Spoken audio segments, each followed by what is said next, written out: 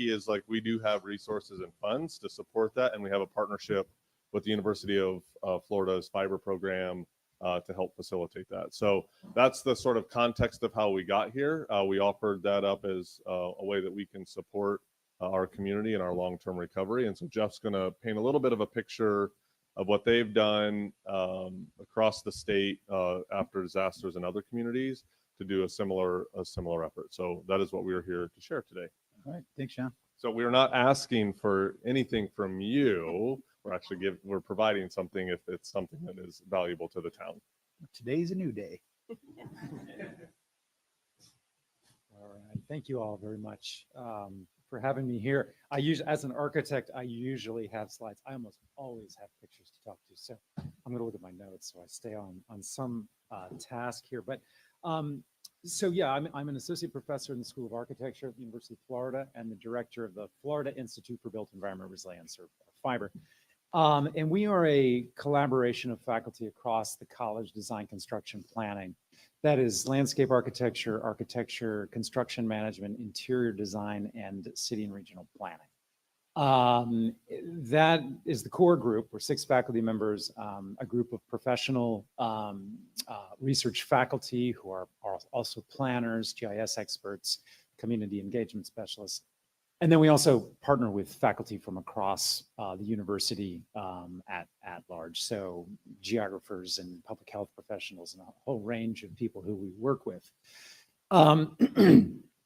And so our fundamental purpose, the purpose of FIBRE, is really around bringing the power of the university through research and needs assessments, through data and resources to communities through a design process, through design planning processes effectively. And so this conversation is really key to what Jonathan is talking about in terms of us assisting the community, is establishing sort of an introduction to who we are and getting your support for us to work with the city over the course of the next year on a project to assist with the adaptation and the recovery of the community and basically the resilience of the community moving forward. So the process that we've talked about and one of the programs that we've run in other communities through FIBRE. So FIBRE is the overall institute. We also have an organization called the Florida Resilient Cities Program. And what we do with this program is it's really our wing that goes and works with communities on basically 3 things: their assessment of the issues that they face. So understanding the environments at risk, understanding the environments that are actually safe for future development. Obviously, some of that is clear in the situation that Fort Myers Beach is in now. But looking through data analysis at this sort of the future, the high ground areas, future areas that are going to be strong locations for development moving forward. So that assessment phase, and that's discussing a kind of mapping aspect of that, but that's also including really getting to know the community, do a series of interviews, workshops, understanding the values and aspirations of the community that we're working with. That's kind of phase 1 in our work. Phase 2 is really working with the community stakeholders on potential projects, basically. What we call adaptation action areas. That's a state of Florida word. Areas where you would want to transform, looking in relation to issues of sea level rise, storm risk, recovery opportunities. So where's the good place to develop, and how can we start to coalesce resources and visions around those areas? So we would work with the community on a series of design visions where our architects and designers and planners can help kind of bring those ideas to fruition, at least in terms of their kind of preliminary design. And then the third aspect is that we work with communities on the implementation funding for those projects. So you've got an image, you've got a vision, you've got a kind of preliminary plan. How do we move that through the funding mechanisms that are available post-disaster in terms of Resilience Florida, in terms of FEMA long-term mitigation planning, It's a number of avenues to move projects forward. So those are the three aspects of what we do. We're currently working in the city of Cedar Key, which we started about a year and a half ago. That's an FDEP funded version of this, where we do the vulnerability assessment. We move towards the adaptation plan. Same project in the city of Port St. Joe. We've been working there since 2019, actually. We work in Jacksonville, and now we're looking forward to working here in Fort Myers Beach. And that's the overview of the process that we see moving forward. This would be, I could get into the details of a schedule, looking at that sort of three phases, more or less. The first phase is an assessment phase, which would have a workshop over the next 5 months. The second phase would be the design engagement phase in the spring of next year, coming into the summer and fall, when we'd really start working on implementation funding and opportunities to see those projects forward. So that's the basic idea of what we're proposing. And so I think I'd open it up for questions. I just had a quick question. First of all, good morning. Thank you for being here. Thank you for making the drive. Sure. You use the term implementation of funding. I'm sure that's a very carefully chosen term. Does that also include the acquisition of funds? In other words, by working with a group like yours, does it enhance our ability to receive grants and funding from other state and federal entities? Yes, that's exactly what I'm talking about. For instance, the FDEP vulnerability assessment, the FDEP's funding for the Resilient Florida program requires a state-approved vulnerability assessment to get funding. So there are hundreds of millions of dollars that they're putting out through that program. As of this year, you have to have a state-approved vulnerability assessment to receive those funds. So we've worked with our other communities to achieve that level. And I don't know exactly what the status of the Fort Myers Beach vulnerability assessment is right now. My understanding is you're under the umbrella of Lee County, or within the sort of the overarching Fort Myers vulnerability assessment. So my understanding is you have an approved FDEP plan, but that might have changed at this point. So we could work to update that and to look at specific issues of where that vulnerability assessment is accurate, or where things didn't happen the way they were anticipated. So that right there, having that approved FDEP plan opens you up to a range of funding opportunities through Resilient Florida.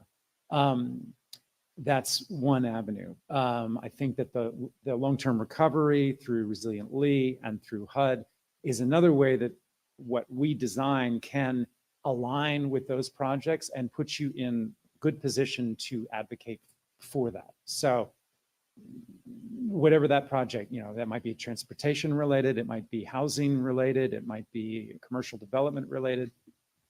As long as it aligns with what HUD is looking for, what Resilient Florida is looking for, then you're in a really good position to go after those funds. Is the implementation, your term, of funding, is that based upon the work product that you're going to put forth, or is it based upon, and it may be a combination of both, your reputation in the state of Florida? In other words, these funding sources, if they see that we're working with a group like yours, do you have a reputation as such where that has a tendency to draw funding in because people see that we're serious because we're working with a group like yours, and are there other groups like yours out there? There are, yeah. I'd like to think that there's some reputation that people notice. I mean, we do have funding from the state of Florida, so the FDEP knows who we are. We're working on 2 projects for them. We do have previous projects with FEMA and other national funders, so we're known. I would say more importantly, though, when you go up for Resilient Florida grants, or FEMA long-term mitigation grants, or the potential of a BRIC grant, which is building resilience and infrastructure in communities, I think is what that is. It's there. FEMA's basically pre-disaster mitigation funds. Is that you have already demonstrated community input. You've demonstrated some level of community buy-in on a project. that the project has been weighed in terms of affordability. It's been weighed against future climate risks. So your project is teed up in a way that you're ready for those funds. And that is what I think we bring to the table. So, I mean, hopefully we have a good reputation. You can ask other people around that. But I think what that really means on the ground is that we understand what those funders are looking for. And they're all looking for something slightly different. And so we can assist with the actual development of proposals to sort of tee you up for those funds. And I honestly, I mean, as an architect, I think that a picture's worth a lot. And so if you're talking about a redevelopment of an area and it's just words, that means one thing. But if you have a process, you say, look, this is just a preliminary concept. We ran a workshop around it with the community. The community has demonstrated buy-in to that. I think that goes a long way. Thank you. So do you work like for districts, say like our downtown district? Do you work specifically on districts, or do you look at it as an island as a whole, or kind of whatever the town will be looking at? Kind of walk me through how that would work. Say that we decide we want to work with you guys. Yeah. And how does that work as far as community involvement? Do you, what are the steps? I guess the first steps. You said you have a kind of a schedule to go through, but. Yeah, and that's fairly open-ended. I mean, I think that if this was funded through FDEP, we would have had to write a very specific proposal of exactly what we were going to do. This is still fairly open-ended. So we're here to work with the town. That could mean the whole island. I think that the vulnerability assessment would be island-wide. The data is that scale. So we would look at the whole scale. But we could choose through your guidance and community input whether we wanted to focus on a series of architectural or block or neighborhood scale projects. We could think about things that are more policy based, more of a land use scale.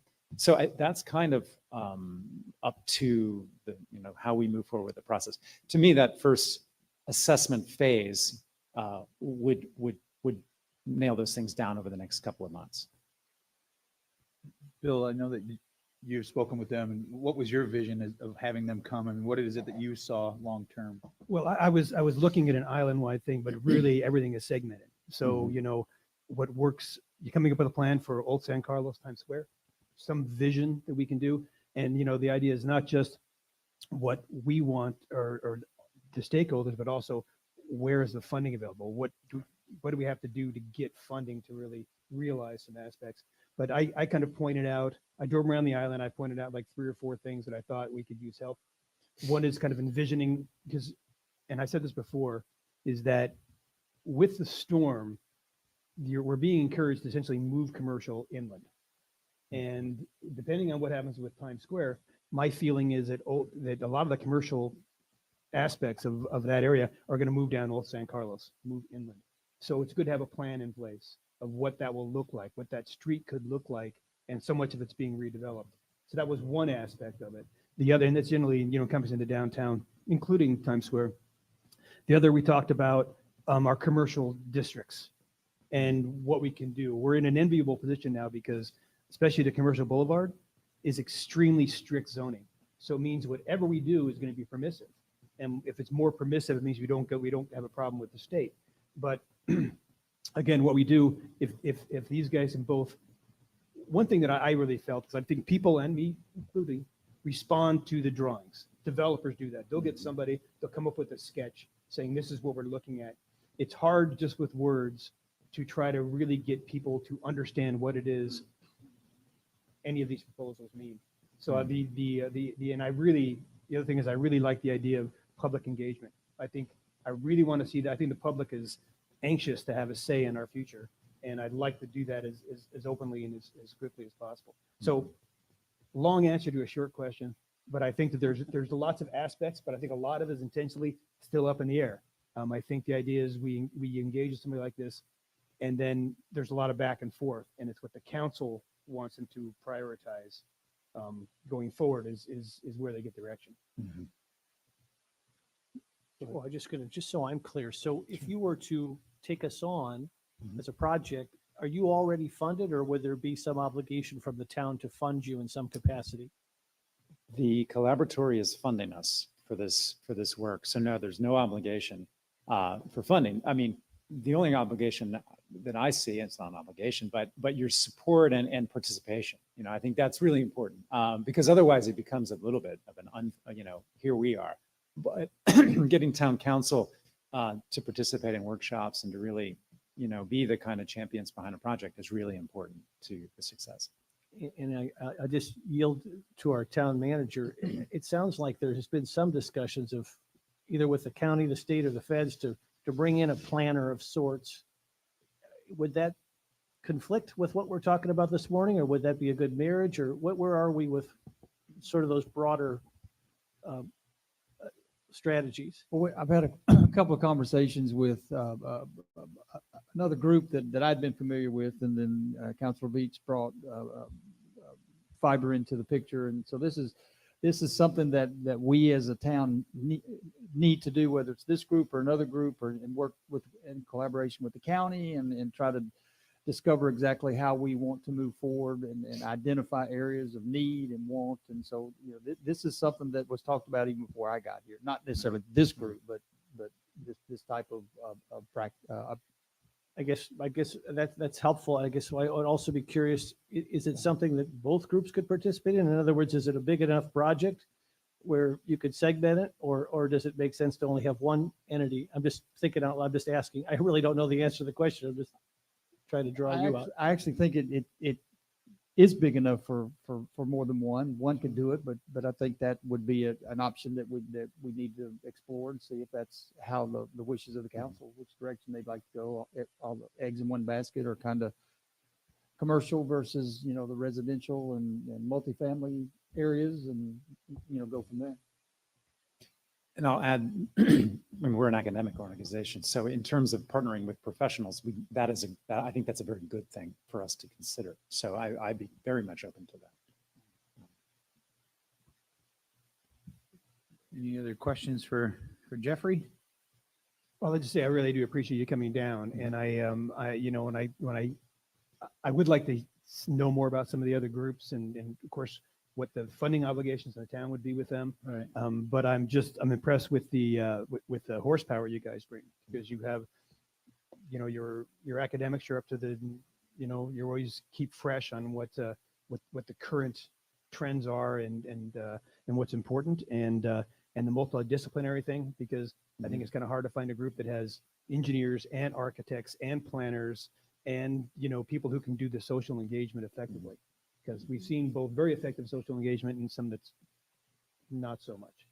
So I do appreciate coming down here. I think that if we want to go forward, I think if there are other options, I think I certainly would like to bring those to the table. But I would like to move on this fairly quickly, because I feel like it's been a year and we're still, starting it. We're at the starting gate.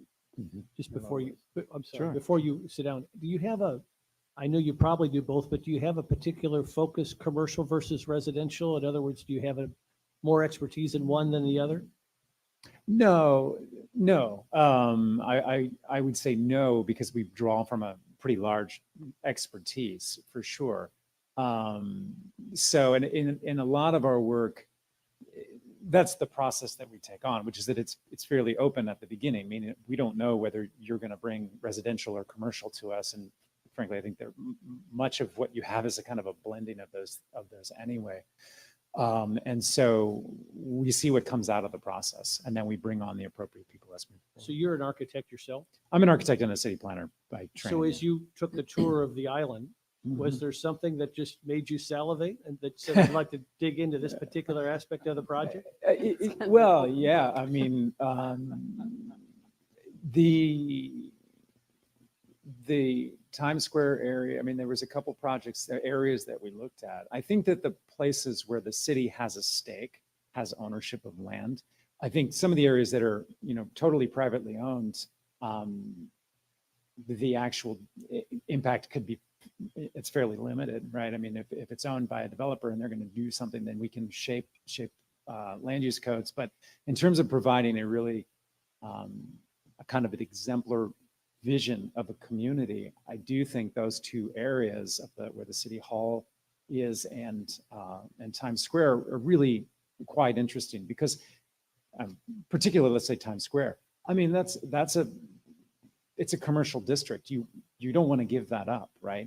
You don't want to lose that area. And I can't blame the community for not wanting to say, oh, gee, it flooded, we should move it back. And I would say there are ways to design that in a way that allows it to be there and allows it to be extremely successful, but also makes sure that it's resilient. So for me, as someone who deals with resilience, is how do you design that in a way that is truly not only resilient for today and tomorrow, but resilient for the next 30, 40, 50 years. So for me, that's really interesting. The transportation connectivity at that particular junction is kind of a wicked problem. There's a lot of moving parts there. So I find that pretty interesting.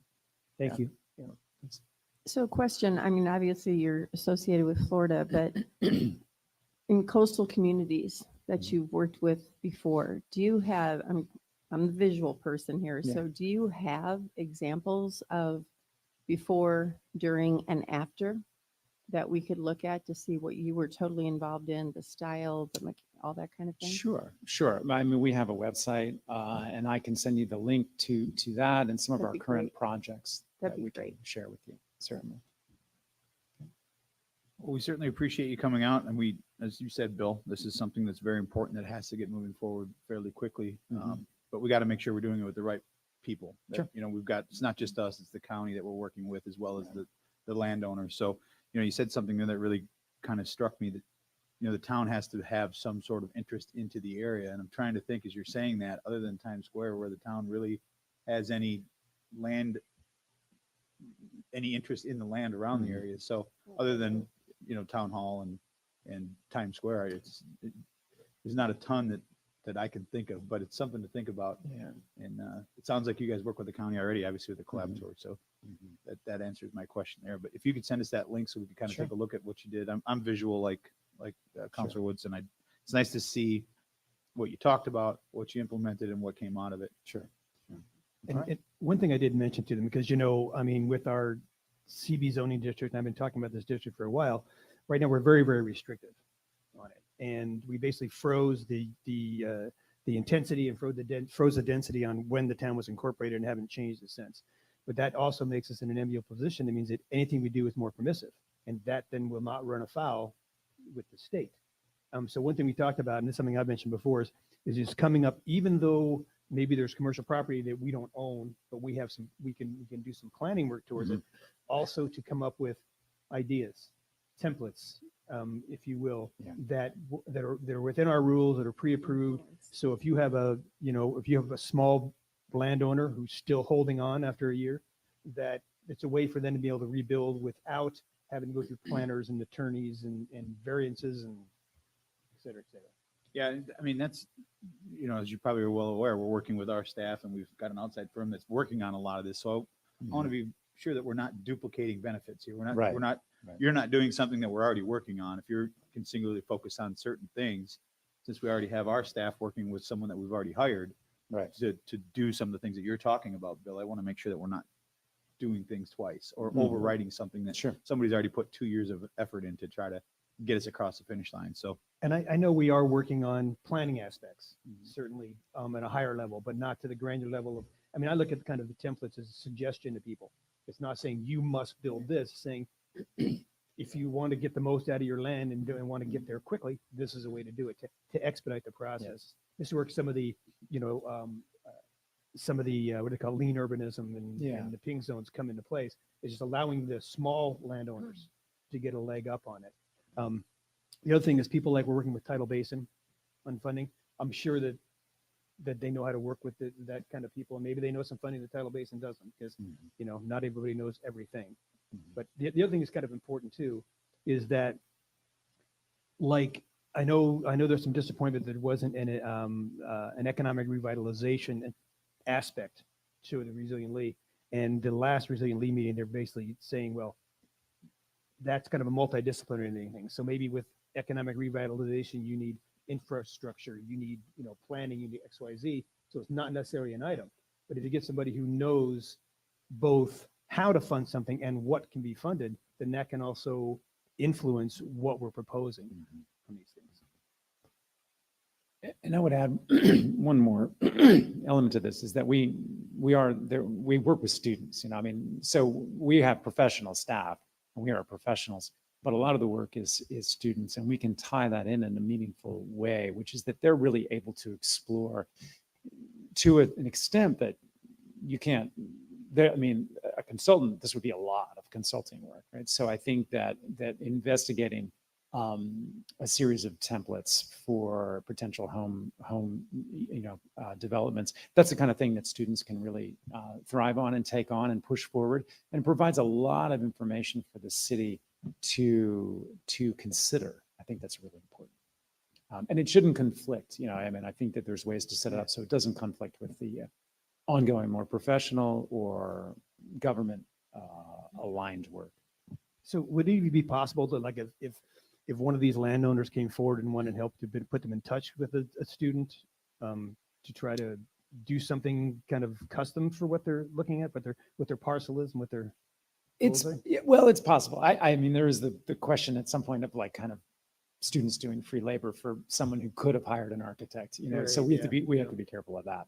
But I do think that if it's a community benefit that provides service to the community, that is not just for one or two or three people, but is actually a kind of a broader benefit, then absolutely. I mean, one case in point is that we were developing housing in a manufactured house. This is not what you'd be seeing here, is much denser.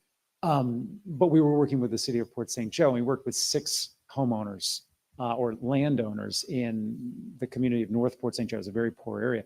And so we worked very directly with 6 landowners to develop this manufactured house. Now, the house is still in the process of being funded through, I mean, it's a manufactured house, so it has a lot of factory requirements. But the point is that we were working with 6 people for the benefit of potentially hundreds. So I think that was a real important takeaway. All right. Well, thank you, Jeffrey. Great. It's been Okay. very informative. Great. Thank you. Thank you. And I will make a comment on Jeff, that he was, when he was here last time, that was when Adelia was coming. And he Yeah, was, I remember that. he was very, very patiently, going on a drive around, looking at all these neighborhoods, and this big shelf cloud was coming down, and he had a, 4-hour drive ahead of him. I made it before the cloud consumed us. But thank you. Thank you. Thank you, John. Next is item B, amendments to the floodplain ordinance regulating coastal A zones like V zones for residential structures. Who's taking? Kristen Whoop. All right. Good morning, everyone. We're trying to update our floodplain ordinance to comply with the, Kristen, you may want to identify yourself Oh. and your position. sorry, Kristen Schumacher, Town of Fort Myers Beach Floodplain Coordinator. Like I said, I'm working on the floodplain ordinance, and we need to update it to include the coastal A zones because of the map changes on November 17th, 2022. We are looking to regulate coastal A zones like V zones for residential structures. In the Florida Building Code, they generally are regulated similarly. The difference is that they allow backfilled stem walls for coastal A zones for the residential structures. And we are looking to remove it as a higher standard for CRS to make the town more resilient. We want to protect our citizens. So Kristen, I'm gonna have you take it up 10,000 feet for the first 2 minutes for those who might be watching from home. Talk a little bit about the difference between an A and a V zone, and then let's start defining those acronyms a little bit so anybody who might be watching has a better sense of what we're talking about. okay, so November, our flood maps changed. We now have a LIMWA line, which is a limited moderate wave action. The studies show that between a V zone, high hazard zone, and an A zone, which we're all A and V zones on the island, the waves don't stop once it hits the A zone. The waves come up and then slowly go down. So the coastal A zone, the Lemois line was put there because they determined that there's about anything seaward, about 1.5 to 3 foot of wave action going in. So it's kind of more like a V zone, but not as high velocity. Is that, That's helpful. Thank you. okay. So, And this coastal A zone did not exist before the November flood map revision, right? correct. This is new to Florida, the coastal A zone. And you said that we're all either in a V or A zone. So A goes all the way from the V zone at the beach on the Gulf side, all the way through to the Bay side. The V zone is all along the beach. And then with the flood map changes, it kind of wraps around the island like this. Okay. Then it used to be maybe a house or two in from the bay side of Estero. Now they changed it with the Lemois line. They did coastal A zone. And it runs similar to where the V zone used to be, but a little, it depended on their flood study. So it wraps around the island, affecting some properties that were A zones. And now they're part of the coastal A zone. I couldn't upload a map into the thing because the files were too big from the FEMA website. If anybody listening would like to see them, it's the FEMA Map Service Center. You can view them online. So now with the coastal A zone, so Hold on, Bill. Where would they find it online, Kristen? If they The wanted to look at FEMA the- Map Service Center. How would they find that? We're trying to get one put up now. Okay, very good. Okay. Thank you. Yeah. Sorry, Bill. So my understanding is that with coastal A, that takes out some that used to be V zone and some that used to be A zone, but mostly A, right? Yeah. And I think that FEMA recommends that we treat the coastal A zone like the V zone. And you mentioned the stem wall, but there's other things you can do in coastal A that you can't do in the V zone, right? Like wet proofing. Yeah, wet building and dry building. I don't know what the difference between those two things. We're talking about residential only for Okay. our flood ordinance. We're allowing the dry flood proofing for commercial or non-residential structures, that everything remains the same what is allowed. Our only higher standard is for the residential structures. Okay, so this is about the structural, it's not about the use at all, because No. still you're not A or V, it doesn't matter, you're really not allowed to do much under flood anyway, right? Correct. A zones per Florida Building Code are, like I said, regulated like the V zones, except for the backfilled stem walls. The- So you went through and you looked at the difference between what can be done in V zone in the coastal A and the A, and you said the one thing are these backfilled stem walls. Yes, the one thing is the backfilled stem walls that are allowed per Florida Building Code. And those are basically like a cinder block wall that they fill in with dirt to Correct, raise up the foundation of the house. correct, And so what the alternative is to do it on pilings, right? correct. And Kristen, I don't want to put words in your mouth, but I think when you briefed me earlier on this just is for folks who are building new, correct? This impacts. This is new or substantially improved. Defined substantially. improved. Substantially improved is when you go over the 50% rule Yep. in restoring your home to pre-disaster condition, or just in general remodeling. So if we adopt these changes that you're recommending, if somebody had already made application to the town prior to our adoption of the revision based upon your recommendation, are they grandfathered in, or do they have to go back and change their plans? How does it work for somebody who's already begun the process? Once a permit is submitted, they stay with those standards.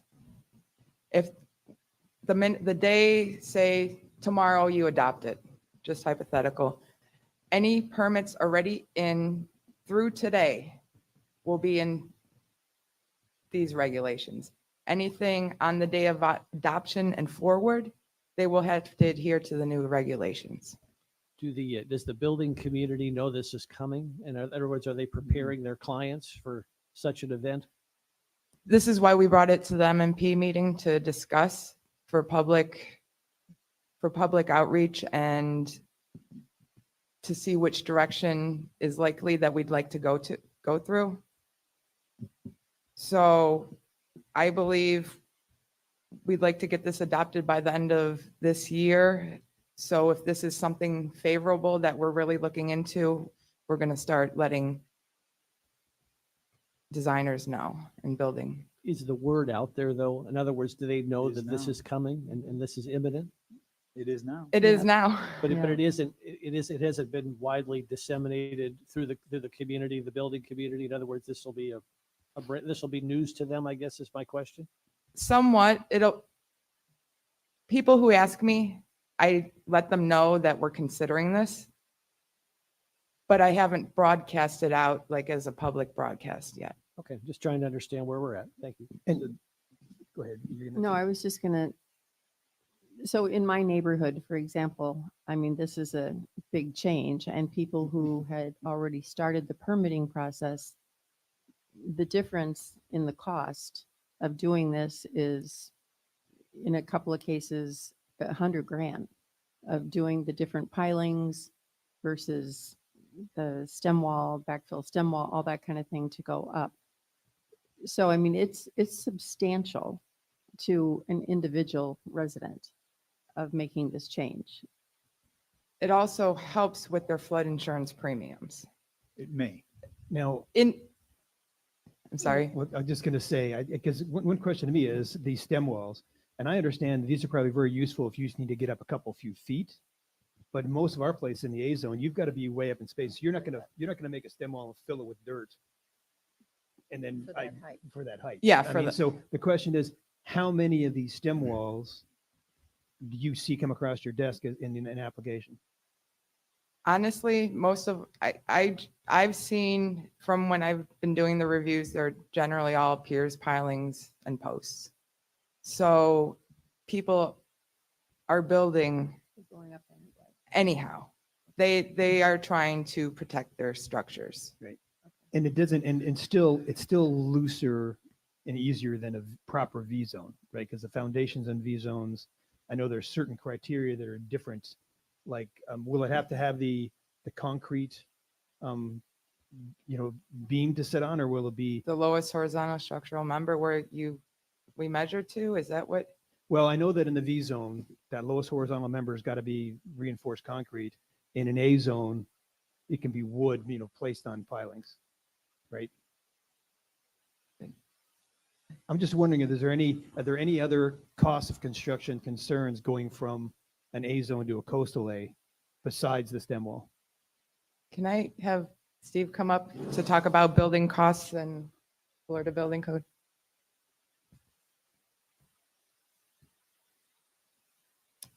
Good morning, Steve Poposky, town engineer. So the building, it will generally cost more to do pilings. I'm not going to say it won't. It generally does. It doesn't have to, but it certainly usually does. You don't need to have a concrete beam if that was the comment. It just needs to be designed and elevated, and so you could have wood. It depends on the design. Was that the question? Well, the height you have to go to is the height you have to go to. It doesn't matter how you get to that height. Right. Yeah, it has to be designed, licensed, designer, engineer, architect kind of thing. It will cost more on the front end. I think that's pretty clear that that's the sort of the market forces, I think. It depends. Everything depends. But you should probably expect it to cost a little bit more because you are elevating. It's a little bit a different deal. But it will save on flood insurance quite a bit. So it could potentially pay for itself over time. It depends on how long you're going to be in the property, I think. If you're going to be there for just a couple of years, I don't think you're going to get a payback. Well, I'll tell you, I've got a few concerns with this, and I'll tell you why. I think what we've tried to accomplish this entire time is to allow our residents options. We did it with the cottage lots. We did it with other decisions that have been made. And I think this takes away an option to a potential resident. And I'm also concerned, would this be construed through Senate Bill 250 as being more restrictive than what we had pre-storm? if it's more burdensome or more, oh, that is a serious problem. If it's more restrictive or more burdensome, you can't do it until the middle of next year. That was my biggest concern when I read this, is I don't know that we can legally even do this. Well, I thought there were certain exceptions in building up to, you know, when there's different code changes or resiliency. I thought there were certain exceptions to that in 250. No, Hmm. no, not if you are within 100 miles of the landfall of either Hurricane Ian or Nicole. I mean, I don't it's think pretty we were 100 blanket. miles from it. Yeah. I don't think we were 100 miles. I think we were dead on. I think you were. I think you were. Steve, just since you're our town engineer, could you, in layman's terms, I mean, I think people understand what a piling, you know, putting a home on pilings. Could you just explain, just in lay terms, what using a stem wall as opposed to the pilings, just sort of what are we talking about? Yeah, those are foundation types. So if you go to a lot of towns that are sort of away from the coast a little bit, you'll see slab on grade, which is just a concrete slab poured on the ground over a footer, like a turned down little, like a footer into the ground. A stem wall is you build a wall just above that footer. Instead of pouring your slab on the ground, you basically elevate the slab a few feet typically.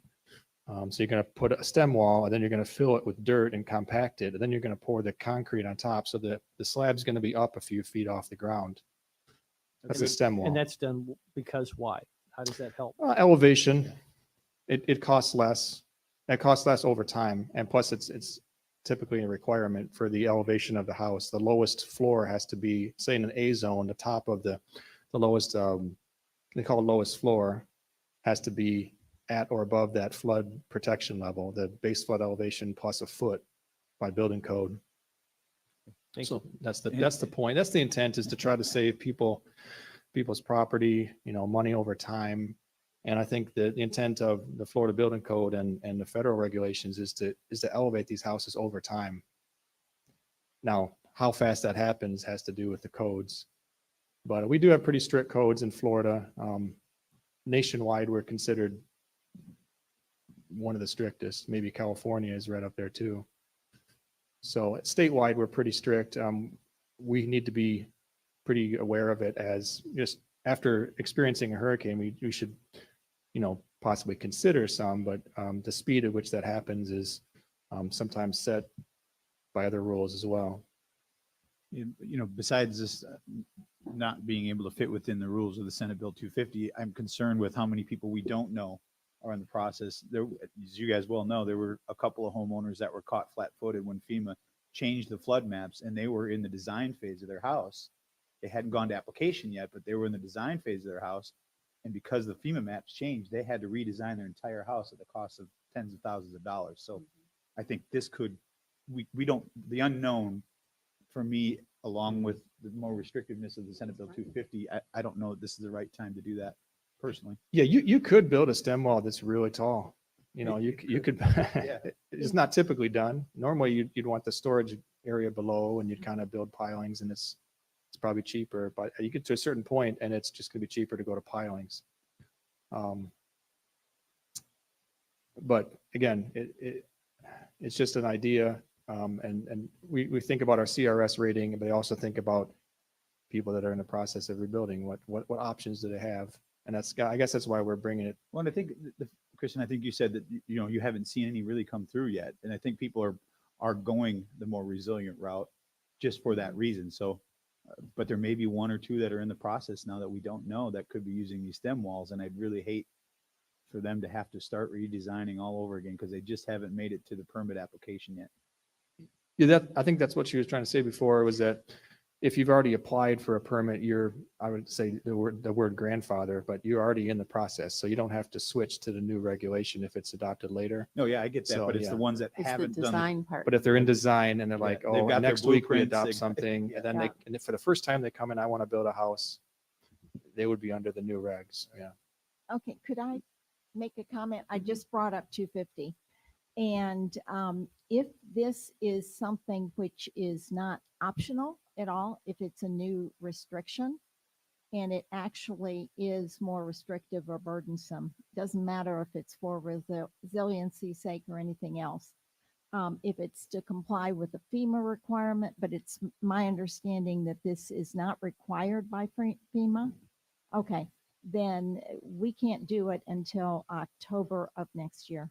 That solves that. That was an easy decision. Well, it certainly gives us a timeline and we could look at it at that time and see if we still believe that this is the course that we want to go. But I can see that that would prevent us from adopting something right now. Right, but at least it'll give people who may be thinking about entering into design that want to use a stem wall, that this could be coming in a year from now, and adjust your planning accordingly. But you know, Or at least consider it, you know, Right. it's a design consideration that you may want to look at it. You may not have thought about pilings or columns, but it's kind of a nice system because you are sort of high and dry when it comes to a flood. There's elevators and stairs and so forth, but there's a lot of storage underneath. You know, a lot of jurisdictions, they build typically on slabs and haven't really thought about building on pilings because nobody around them is on them. But when they look at it, they see the storage underneath and they can park all their, you know, recreational items and whatnot. So there's definitely some advantages to it. Well, all you have to do is drive around and see what made it through the storm and what did. It should make your decision pretty easy. What we could do, if we want to give people more opportunities, if we can, as long as it's not mandatory that they do this, we can give them more opportunities. In other words, if this is something that, and I'm furthest thing in the world from an architect or an engineer, but if this is just not an option that we are opening up for people, but they can still do what otherwise would be allowed, then there's nothing wrong with us giving people, because it's not more restrictive or more burdensome because it's not required. But I don't think that's what this is. This is not doing that. This would be Yeah, this is more just suggesting or talking about a potential higher standard or requirement. So this would be a requirement, but we would have to put that off. We always, you know, we do typically kind of talk about it. If people ask, we'll tell them some of the positives and negatives of building in that way. But as you can see, everyone on the beach and the V zone has to build that way. Coastal A they're starting to move. That's sort of the trend is they're moving this line further away from the coast and they're starting to change the zones. So coastal A is, you know, over time, that's probably what will happen is they're trying to move these buildings up in the air. So basically people would have an option for the next year. I mean, we could educate them as to the difference. They don't have to do it because we really can't make a decision or enforce it until October of 24, correct? So it'd be an education process and they at least have choices. They can decide what they want to do, but we can revisit it again like next September or something. and I'm fully in favor of your recommendation. I think it makes sense from the resiliency standpoint, but now that people know they have a year, maybe we can start letting them know next October, this is going to be the new building standard. Because I think when this comes back next October, I don't want to speak for you guys sitting here, but it sounds like everybody's kind of thinking this is a good thing when we can do it. Yeah, something they might want to consider also, just from a financial standpoint, is the cost will probably be higher. They have to shop around for sure, but you know, there's a possibility that insurance will charge more in the future if they become non-compliant. So if they built under a stem wall and now, I don't know, 5 years from now, they change the rules again and now everything has to be on pilings. The insurance company would charge you more for flood insurance because you have a non-compliant structure, even though you had no idea at the time. That it was changing, right? Oh, yeah, and I think so it seems like the two conclusions I get from it, one is that it's probably a technique that practically speaking, no one's going to use because in the coastal A zone, you're probably 10-foot flood at a minimum. So you'd probably take a 5-6 foot stem wall, which would be a lot of effort. And the stem wall is going to, the flow is going to go around the stem wall, which means it's going to cause some scouring more than other techniques. But since we can't do it anyway, it's not going to really affect anybody and we can't do anything for a year. So we might as well just table this until we can. Mhm. All right. Thanks, guys. You bet. Next item for discussion is item C, section 34-3238, post-disaster build back policy discussion. Sarah?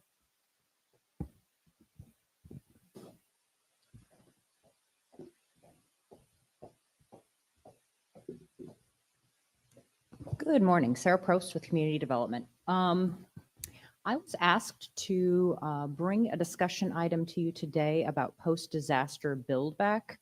That is section 34-3238 of the Land Development Code. Currently, the town has many structures that are over density. So they're non-conforming for density. For rebuilding those units, the property owner has the option to decrease the number of units to match what our current future land use districts allow, or they have the option to build back by the post-disaster build back regulations. Sarah, Mhm. I always like to start up a little bit. Why would that have occurred? Why do we have so many folks that have all this additional density? So when the town adopted its future land use maps, it's unclear if they did sort of a survey of what the properties currently had in them. It appears that it may have been based on sort of an ideal density for the areas rather than ground truthing what the density was in those neighborhoods. So we find that in some of the neighborhoods that were primarily single family, there were also duplexes and triplexes and even quadplexes that weren't really accounted for. So if you just looked at the number of structures, that density was pretty close. In some places, still it was over density. But when you look at the number of units that existed within those structures, they ended up being over density. This happened years ago when we yes. incorporated, or? Yes, that was when we incorporated and adopted our first comprehensive plan and future land use map. Thank you. Is that the birthplace of legal non-conforming? For this instance, most likely.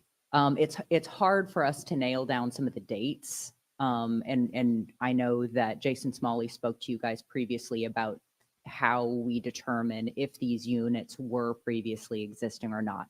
So you know that there are some issues with record keeping, and it may not be clear when these units were created, but we do have evidence that they existed, and it appears that most of them existed prior to the town's incorporation. So right now, the option that they have to build back, if they want to keep the number of units, so keeping the number of units is the big carrot. You know, those units have value. However, a lot of the units were very, very small. They provided a bedroom, a bath, maybe a small kitchen. Some of them are as small as 400 square units or 400 square feet, or even smaller than that. So they are small units, and as people are looking to build back, the post-disaster build back only allows them to build back the square footage that they had. So they have to base it on the data that they have available, which is sometimes they have building plans and sometimes they're relying on the LEAP property appraiser information, and they can build back that square footage. What we're finding is that these small square footages are difficult for people to build back, and in many instances, it doesn't make a lot of financial sense to build them back so small because they are elevated. Again, the unit itself has a lot of value. So they don't want to get rid of them, but they're trying to figure out how to build them back in a way that makes financial sense for them.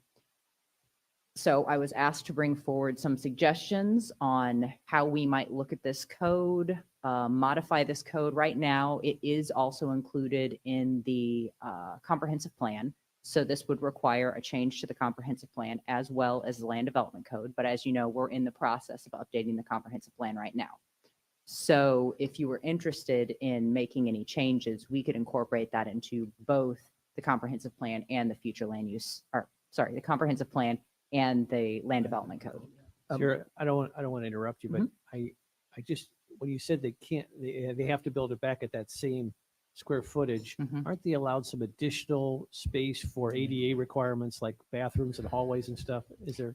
The Just- way it's written, that actually says for commercial resident. So the way it's written in the code, it sounds as if that was intended for hotel motel density, which we're trying to not include as density going forward. That's been a big part of our discussion. So we have provided some allowances in talking with people trying to figure out how they can develop these, and said, yeah, for shared hallways, for making, when there was a very, very small bathroom, okay, we do want those to be ADA accessible. We don't want to disallow anybody from living in these units just because the bathroom is too small for a wheelchair to turn around in. So we have been providing some allowance, although the code's not particularly clear on how that's supposed to apply. And that's also one of the problems moving forward. How much additional square footage does that give you? And, everybody's playing with the numbers, trying to figure out how to get a few extra square feet, when in reality, they're not getting enough to develop anything substantial anyway. So it looks like you were about to ask something, Bill. I apologize. Well, no, that's okay. You finished with your thoughts. for- Okay. For Jim, if you're done with that. Yes. Well, there's a couple aspects to this I think are really important. One is these small ADUs, Mhm. they were an important part of our housing picture before. Mhm. And being small also means that they may make less economic sense to the guy who's going to rebuild it, but they fill an important niche in our housing market for people, because smaller also tends to be a little cheaper. Mhm. The other thing is, I know we got into this bit before, there hasn't been the greatest record keeping. We had the time when the town was formed, where we said everything that was in place before that is legal. But then, when I first moved here, the word was out that, you closed the downstairs, you did the inspection, and then later you had your contractor come in and finish space. And a lot of people did that, but then a lot of people sold that. So people who bought thinking that their place was legal, but it wasn't. Mhm. And then really not having a good way of documentation trail to figure out whether it is or not. That's when we talked about that in council before and gave direction to staff to say, tie goes to the homeowner if they have, a reasonable amount of evidence that it existed before then. So Bill, you used the term ADU. What does that stand for? accessory dwelling unit, All right, thank you. which would all these are considered accessory dwelling units, right? Some of them actually are considered they should be accessory dwelling units by the way our code is written. But a lot of these are called things like duplexes and triplexes. And because they were in existence prior to the code, they don't necessarily meet the requirements within our code for an ADU. So the way our code sort of awards accessory dwelling units, it has some specific criteria about, how they're counted and when they're counted and, how they're considered legal. And not all of these fall under that because of the record keeping issue. And when the storm came and then people came to us and said, well, this was a triplex and it says it on LIPA and I can give you evidence, then we had to accept those, and they didn't necessarily fall into the criteria that we would consider them an ADU by our code. So they are conceptually an ADU. They may not specifically fit into that niche in our code. Yeah, this is one of those things, I know you and I have talked a lot about this, Sarah. This is one of those things that I've really struggled with. If someone had a triplex before the storm, but now because of the way the code is written, they can't get back what they had. Mhm. It makes me think that, and I know this for a fact, I've spoken to several residents that had some of these duplexes or triplexes in a residential multifamily zoning district that would have taken the house down and built back a more resilient house, but the code was restrictive to not allow them back what they had before. That's not true. Well, The code did allow it through the pre-disaster build back. And because we were trying to encourage that, but the code didn't provide enough carrots. It's essentially the same as the post-disaster build back, except you have to go through the CPD or rather RPD process. So it didn't provide enough incentive for people to go through that process in advance of the storm. and I'm, as I've said before, I think what we've tried to do is allow people at least back what they had before the storm. And if they can provide that they had a duplex or a triplex, Mhm. I don't really see that as increasing density because it was there before. It's not, they're not adding another unit. They don't get to add a fourth unit or a third unit if they had two, but they're getting back what they had. Now I'm open to listening to putting a cap on it, because if they were to tear a house down, as you and I have spoke, if they were to tear down a triplex and build a single family home there, they could build a very large home on these lots. Mhm. At the end of the day, as a community and as a council, do we care if there's 3 units in that box or if there's 1? Because they had 3 before. Again, we're not talking about giving someone that had a single family home multifamily units. We're talking about replacing what was there. But I'd certainly be open to, I don't want to say put a cap, but if you had 1,000 feet, you can double it, or So would you like me to provide you a few suggestions that I have regarding Please. how this could be handled? Please do. Okay, so one concept is many of these structures had what we would consider accessory dwelling units on the ground floor. Obviously, those cannot be built back. Sometimes there was parking provided within that area, sometimes not. One option would be that the entire structure that was existing as usable space, that all of that square footage could essentially be moved up 1 story. So that first floor will no longer, the ground floor would no longer count towards their square footage, but everything that had previously been enclosed within those walls or pilings would be allowed to be rebuilt as square footage for the next house. So that's not substantially increasing the size, the square footage of anything, but maybe providing additional square footage because usually there was parking and storage below. I just want to, something you said, I'm not going to be clear on. You said that if someone had a house with a couple of accessory dwelling units, regardless of what the condition of, what the legal status of those are, if the flood came and flooded those downstairs units, my impression was they could build them back as long as it was not considered substantial repairs. It is, but I'm talking about when somebody wants to rebuild their house. Because the vast majority of these were destroyed to an extent that they should not be built back. Okay. So it's not about rebuilding. No. And I would never recommend that anybody build an apartment below flood elevation. That just as a staff perspective, that's not a good idea. But when people are rebuilding, this is essentially what we're looking at. So Well, I was just going to say, could you elaborate a little bit more on the mayor's point? Because I think what you're saying, Mr. Mayor, and I agree with you, if somebody has a triplex or a duplex that was destroyed and they're actually interested in building a single family home, and we can allow them to build that a little bigger because they had a duplex or a triplex, I would think that would be good public policy because they're likely to have less cars, less traffic, less intensity to the island. Is that correct? So you're saying you would encourage them to build back a single family residence? If they wanted to, I would Oh, think we would yes, encourage them. Yeah. Yes, Yeah. the density is the carrot, and that's what I people wouldn't are. make them. I Oh. would just encourage. I would think we'd want to have some carrots out there for them. Oh, I would tell you that the vast majority of people who have multiple units are struggling to find a way to build those units back because that's where the true value is. Square footage matters, but the number of units matters. So the problem that we're running into is that people want to rebuild these triplexes. They can certainly get rid of them. They can say, no, I don't want to go through the trouble of doing that process. I would rather build a big single family residence. And that's not a problem at all. That is allowed within our code.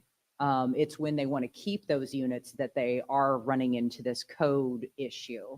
And we're trying to figure out a way that, if it makes sense, that we sort of resolve some of the issues within the code that are making it difficult to build these units back. And that's what my point was, to almost exactly what you were just trying to say is they can do that by right. They could build a 6,000 square foot. I'm just using that as a number, but as a single family home, but currently they can't build a 6,000 square foot triplex. Gotcha. Okay. So, options to allow them to move all the square footage that existed within that unit essentially inside the walls, not break it down into this was parking or this was storage or this was hallways, saying that, okay, this was a 2-story, this many square feet building. So we multiply it by that. That's how many square feet you have. You can figure out how you want to do it. You have up to how many units you had previously. If they had 3 units, they could build 3 units, 2 units, 1 unit. Well, if they're building 1 unit, they'll be fine. They're not going to be over density. They can do anything they want to do. But if they want something that's over density, then they would have to stay within that number of square feet. So Ano- just kind of example to make sure I understand this.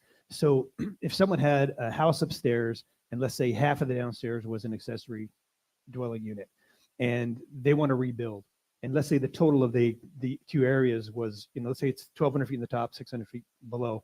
So that means they would get 1,800 square feet to divide up however they wanted, which you're kind of proposing I'm within actually, those two units. I'm actually saying that they would be able to use that area below that was within the walls or the pilings of the structure. So even the parking area could count. So that would get, so if they had a little 400 square foot unit on the bottom, but they had 2 parking spaces, they can essentially have that same size house raised up. So in your scenario, Bill, it would be 2,400 Yeah, square feet. Yeah, 24. yeah, above- exactly. Above base flood elevation. Okay. Another option would be to allow some percentage size, some increase in size to make the house more livable, but not increase the number of units and not increase the number of bedrooms. And I don't know how we would determine that. So that would be the tricky part of that. Mhm. What is a reasonable sized house or apartment? Another option would be to base it on the existing zoning district. The existing zoning district has setbacks. It has maximum building coverage. Some of them have floor area ratio. And, all the setbacks, all the other requirements, they would have to be able to build a house that met the zoning district standards, whatever that would be. And they couldn't increase the number of units or the number of bedrooms. So one of the arguments has been for not making them larger is the larger you make these units, for one, it makes them less affordable, but it also increases the chance that it's going to go from, maybe a workforce rental to a weekly rental. So we are interested in keeping this community a community of residents, as much as we can, within state law requirements.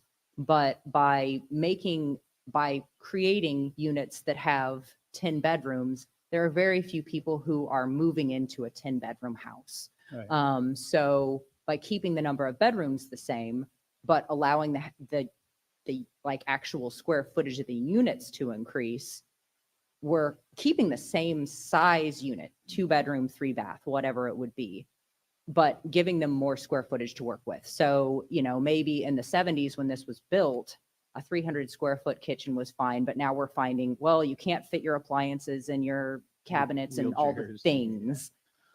So allowing them the additional square footage to build a house that actually fit into the fabric of the neighborhood. So meeting the same setbacks, same height requirements, all of the building requirements that you would have in that residential neighborhood, and potentially making it look as if it's that type of house. So if you're in a single family residential neighborhood, but you have a duplex because you were allowed to have 2 density units, now you're allowed to make it bigger. You're allowed to increase the square footage. It needs to look like it fits in that single family residential neighborhood, not like a triplex, not like, you're not making something that looks like it fits in a townhome community, but make it fit into the community based on the style, make it fit into the setbacks, and not increase the number of bedrooms. So you're not getting a massively larger input of people in the neighborhood. So out of your 2 options, it sounds like you're leaning towards A and C.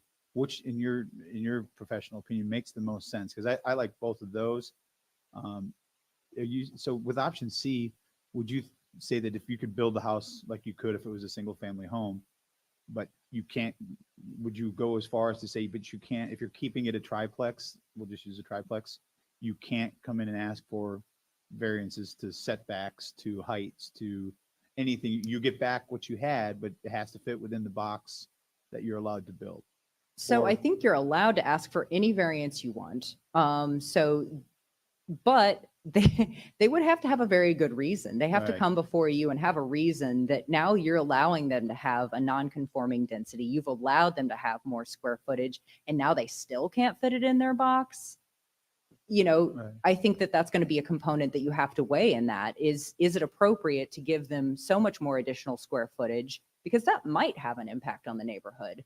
That, if you're saying, well, you're going to fit within the box that is a single family residence in a single family neighborhood, But if they're saying, but now we want to be 3 feet closer and 4 feet closer and 3 feet taller, that does have an impact on the neighborhood. Physically, you're making a difference there. And with your option A, to Bill's scenario, say you have 1,200 square feet, so you're gonna have 2,400 square feet that you could build back as a duplex or a triplex.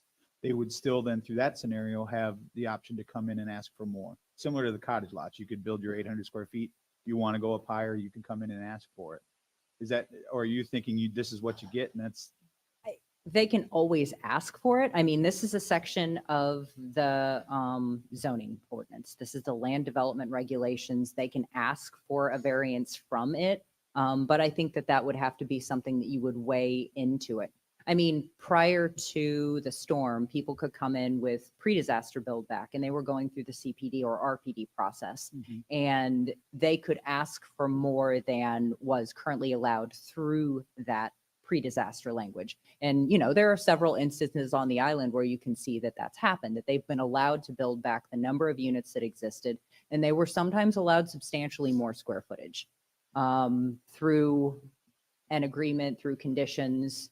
So they have the option to do that. They could still go through an RPD process, or they could come in and ask for a variance.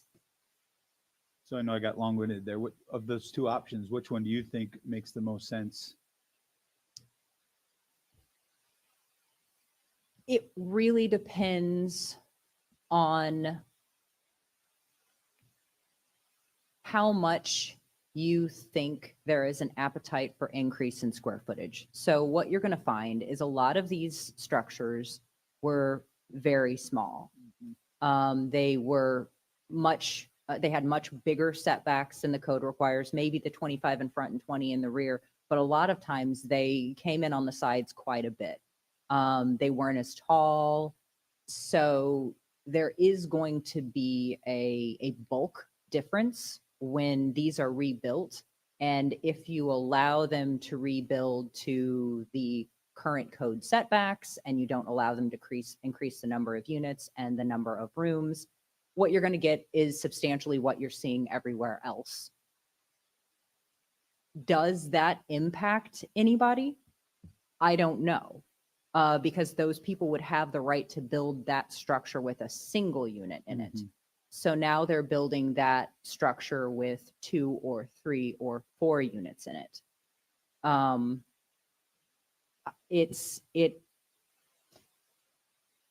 Bulk-wise, it doesn't make a difference because that's the structure that could be built there anyway. The number of people-wise, it could make a difference. More people could stay in those units if they're larger. But theoretically, if you're keeping the same number of units, if you're keeping the same number of rooms, you're not going to see as much of a substantial increase. I mean, the places that you're going to see the increase are where you're going from potentially a 400 square foot, 1 bedroom, 1 bath to a 2,000 square foot, 1 bedroom, 1 bath.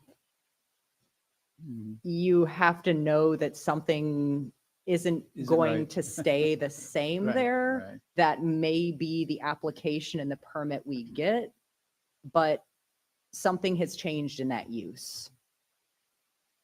And again, and then I'll shut up and let everybody else kind of talk. But the I just want you to go reiterate that we're only talking about zoning districts that currently allow this use. We're not adding this use to a residential single family area. So just for people that are listening that may not know, what zoning districts are we really talking about? So this is essentially every zoning district on the island has these non-conforming. We're not adding any additional uses. So, so in the RS zoning district, that's a single family residential zoning district. That has mostly the lowest density. However, we do have units within those neighborhoods, not very many, but we have units with multiple structure or multiple units within it. So it might look like a single family residence on the outside, but have an additional apartment interior to it. What use-wise we're not doing is we're not changing that in the RS zoning district away from Estero Boulevard, you're still going to be in the 1 rental a month district. It's not going to increase the number of times that that unit can be rented or the shorter duration that it can be rented. So the uses are going to remain the same. You know, if it's a residential structure, it's still going to be a residential structure. If it had 2 dwelling units, it can continue to have 2 dwelling units. If it had 3, it can continue to have 3 if they go through this process. But it won't change, essentially the use of rental will remain the same. So in the places where it's 1 week rentals, it's going to stay 1 week rentals. In the places one a month rentals, it's going to stay 1 a month. So we're not making any changes to those type of regulations, and they're still a residential use. Anyone else have questions for Sarah? I'm so confused. Okay, so let's, I know we got the ABC. Well, the first option would be to leave things the way they are, which means people can build back what they had, including a 400 square foot unit. They had a 400 square foot unit. Then A was basically say we take whatever space in the ground floor and then they can decide how big the units are going to be, right? And then C was to say whatever square footage they're allowed for a single family residential, they can have and then do whatever they want as far as how they divide up the number of units they're allowed. And what was B? But but another component of that is not increasing the number of rooms and bathrooms. So it would not, you know, they may be able to make it larger, but they're not going to be increasing it from a 1 bedroom to a 5 bedroom. I would hope so in this process that we're also record keeping about what was where and what's being built. So we don't do this again. And that is very complicated. That has been a big part of this process because the Lee Property Appraiser's website, you know, sometimes information is available, sometimes information disappears on us. But all of that information should be available to us. And the applicant also has to provide it to us. If they can't provide us evidence that those units existed, that those bedrooms existed, that those bathrooms existed, we're not under any obligation to say, okay, you don't have any evidence you were a triplex, but go ahead and build a triplex.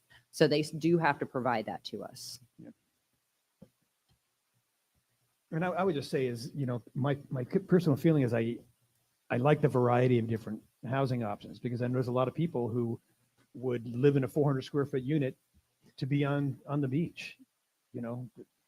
And to throw it out there, you know, one option that we had talked about a while back had to do with workforce housing and some of, you know, being able to keep all of the units and put one of those units into workforce housing or get additional square footage and put one of the units into workforce housing.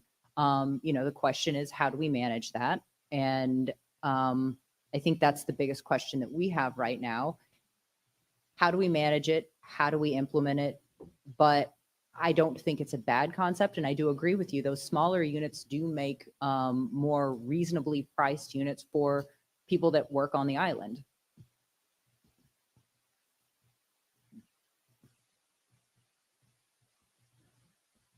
John, you've been awful quiet down there. I've been quiet all day for a reason, but I'm good. Thank you. Well, it sounds like option C probably gives people the most options without letting the cat out of the bag. And it seems like that's the most reasonable option, but I'm certainly open to my colleagues' comments as well.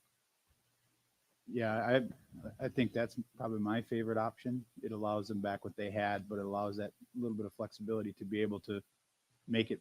I mean, yes, 400 square feet, people will live in it, but in a reality, having a bigger space opens up different people that could live in it.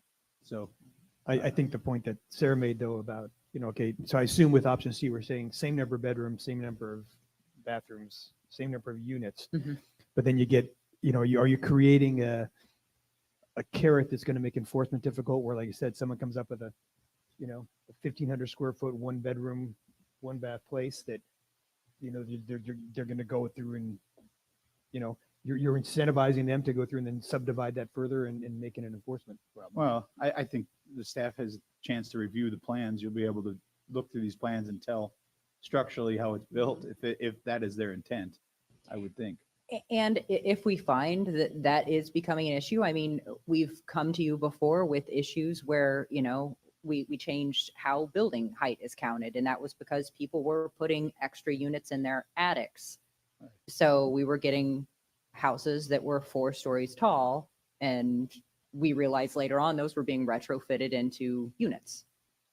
So if we find that that becomes an issue, and hopefully it doesn't, hopefully people recognize that there's a reason it's being done this way. And if people don't need to build, if they have a 2-bedroom, 2-bath and a 1-bedroom, 1-bath, and those are the units that were pre-existing in that house, hopefully they don't decide to build a monster house that just has so much square footage that you can't even reasonably use it with that number of bedrooms and bathrooms. Hopefully that they're building a house that makes the most sense for the number of units and bedrooms that they have. Yeah, and I think that what we're trying to provide here is an option that people didn't have before. We're Yes. trying to give we know that there'll be people who try to take advantage of the system, and how do you deal with those people? It's the I 80-20 think I problem. think the steel vice mayors, there's always, there are bad apples out there. How do you deal with that? Does it mean you don't ever get another short-term rental license for that property ever again? I don't know how you deal with that, but I don't think to create a policy just on what someone might do is very difficult. Well, But- one thing to think about is the effect of doing a C is means that you're going to get a lot of houses built setback to setback maximum length when they rebuild. Where some of the other options, they just don't have the kind of square footage. You're more likely to get a variety of different housing. So I understand what you're saying, but I think that really the option A gives people more of a proportional benefit.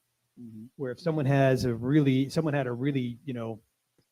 a place with 300-400 square foot units, C gives them a huge bonus. Where, where someone like A just gives them, they'd be proportional. So whatever space is below, they get a little more. So I think, to me, A is more of a suitable compromise for me, because it's based on somewhat to what they had, but not exclusively to what they had. And that was the reason I recommended that, because you are going to end up with a much closer to size that you had previously. So you're not going to see, they won't have the ability to make it that much bigger unless they decide to only do 1 story and just make it larger, or, like wider and not multiple stories. So I do agree that with that option, you do get something that's a lot closer to size and scale that you previously had. Yeah, I think a hybrid, I agree with you, Bill, on that part. We don't want to give away a bunch, but we want them to have is there a hybrid way in there that you could do it? Because in using that scenario, the 1,200 square feet, 2,400 square feet for a triplex, you're still only dealing with 800 square foot units if you're going to do that. It's not by the time you put bathroom in there, it's not much more than an efficiency, really. It's, a little bit bigger than half the size again of a hotel room. So is there a way that we could do it to get somewhere in the middle between that and whatever you could fit in the box? Well, and the other thing I'll say is that a lot of the multi-unit properties we've come across are on fairly small properties. So they're not on, like a giant beachside property where they're going to have a ton of space to expand out to. A lot of them are on, some of the middle streets, maybe smaller lots. And those very small units were built sort of lot line to lot line, in a lot of instances, with only 5-foot setbacks. So you're getting substantially the same thing, but built up. Yeah, my concern with though is, some of these that had the units on the ground, they had 2 units down below and 1 above, say, that on these smaller lots, trying to just even double what they had, and you have to go up in the air. You've got stairs, you've got ADA compliance, you got all these things that are going to take up square footage. And is it 40% of the lot size? Is that what it is that you can build on if it's a single family? So 40% building coverage. so which, you're not talking a huge number on some of these lots just No. because of that restriction alone. So that's why I think that C, because you're going to have to add stairs, you're going to have ways to get to these 2 or 3 units. And that's a design choice. You have to figure out how you're going to design it to allow your guests to get there. That's up to you. But And I understand what you're saying, but I also say that, I think 800 square feet, for a while, we owned a fourplex in Salt Lake City, and they were 800 square foot 2-bedroom, Oh, sure. one bath Yeah. unit. So I mean, you know, they're pretty significant size, certainly compared to 400 square foot place. Yeah, I'm just, could you just explain A again? Because I'm coming in that direction because I'm thinking about my 30-year-old son who's a bartender. He would be thrilled to death to have a 400 square foot place to live on this island. And I think there's a lot of, the younger set really doesn't need, they're not looking for size. They just want to be there. They want a bed and an They want to, efficiency that's kitchen exactly and a right. Yeah, bathroom. and they're happy with it. And Yeah. so that's our workforce. Doesn't help us, get kids at the beach school necessarily, but it certainly would help with workforce. But Well, but you also have to think along those lines. Will those units go to workforce or will they still end up in the Vacation short-term rental. rental it's a market? great question. Yeah. And, We all know that's, the answer to that. and that's where Yeah. we get back to if they're over density and they're a non-conformity and we're allowing them to build back at the same density that they had, do we want to work with those property owners and find ways to put those into a workforce housing program? Because like you said, that is what a lot of the workforce is going to want. They're going to want an efficiency, but those units won't, while they may exist, they may not be available. But that And- also puts a whole new level of structure and what's the word I'm trying to think of, Frankie, but like we're overseeing what they can do in their home. Bureaucracy. Yeah. Control. Well, and it would be a long-term agreement, like a 30-year agreement. And in a couple weeks, Marcus Goodson is going to come here from the Lee County Housing Authority and talk with you about some housing authority options. And at this point, we're not leaning really strong on how we can provide adequate workforce housing on the island, but this would be a way to do it. There are a couple mechanisms that can be used to provide some workforce housing because we are allowing a benefit. We're allowing a nonconformity to remain. We're giving them something additional, some additional square footage. And in exchange for that, sort of the exchange rate is you assist us by providing some workforce housing that's needed on the island. But like you said, Karen, that is an additional layer of city or town staff or an organization that's going to be in charge of that, which there may be some options for that, but that's something we would have to investigate. Yeah, I wouldn't want to make this policy decision on that. Mhm. Too many unknowns Yes. to me Right. on that. But I do think, the part of it is if C is a big give, then I think it makes sense to have some ask in that as well. If you're going to allow people potentially go from a very small unit to very large units, if there's a way we can put some condition there. And I realize if someone has the right for a short-term rental, you can't take that away. So if they have Mhm. 2 short-term rental units, you can't take that away. But if it's in a residential area, maybe there's, I don't know, maybe we could come up with And some. there may be an opportunity for impact fees in those instances, where we had something that was probably a workforce, range cost option and was probably not being rented out on a weekly or monthly basis. That's now taking a housing option off the market and putting it into a different market.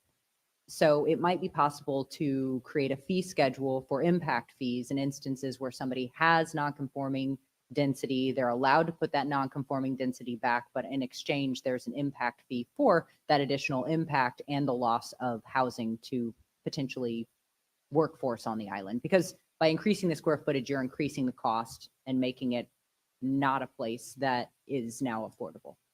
So if a house with a lot was 75 by 100, let's Okay. say, they could build 40% of that square footage, right? So 3,000 square foot house is essentially what they could build. Mhm. I'm just trying to put the math to some of these lots. They're not very big lots. What's the max they could build if it was a single family? Well, home anyway. that's the footprint, right? Not the house size. Yes, so that's a footprint, right? Or is it the total buildable area is 40%? Oh, it's the building coverage is 40%. So it's everything within the roof line essentially. So if it's 3 So it's stories, 3,000. so it'd be 3,000, in this case, it would be a 3,000 square foot house or 3,000 square feet per floor. I don't do math, But what I can tell you is like the size of the lot, 40% of that can have a roof over it. So Yes, if so that that's means it's- multiple Okay, so it could be levels. multiple levels. That's what I was Yeah, trying so to get at. 3,000 Okay. square Yeah, feet, but it floor could be area- 1,000 square foot. 6,000 square feet. Floor area ratio is the multiplier of Oh. that building coverage. And I think that's what Bill was trying to say, is if you go with option C, you could have someone come and say, I want 2,000 square foot, one bedroom units. Mhm. And that's, we all know that's not the case, but. Exactly. So if we go with option A, they still have a path that they could come through if they wanted to get more square footage than the 2,400 square foot scenario that, Mhm. that Bill's referring to. They just have to go through the process to do it, but they Mhm. could do it if they wanted to. Yes. I'm okay with that. But could you, if you're talking about hybrids, could you do the option A, which is basically that inside the piling, so it just moves up a level, Mhm. correct? But then could you say the maximum that you could have were the number of beds and number of baths that you had before? Yeah, I think that would, Yeah, that would be the intent of it. That's the intent Mhm. of that then, okay. but that would have to be spelled out in the code that you're Right. getting back your 3 units, but they have to stay, if they were 1 bedroom, 1 bath, they have to stay 1 bedroom, 1 bath. Yeah. Yeah.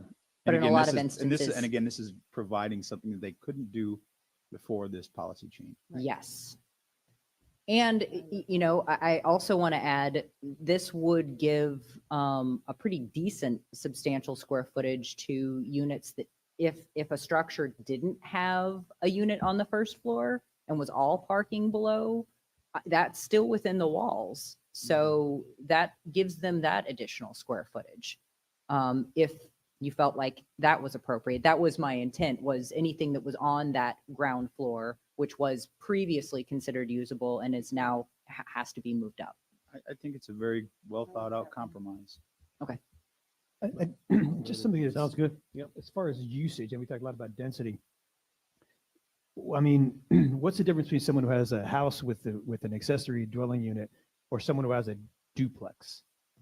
Because I know like the first house we bought on the island had a legal non-conforming apartment downstairs that they went in front of town. They showed them that this adorable little paraplegic woman, someone's grandmother, was living in there when the town was incorporated, but you couldn't have a separate address, couldn't have, the post office wouldn't consider it a duplex. Are there other restrictions with ADUs that you don't get with like a duplex?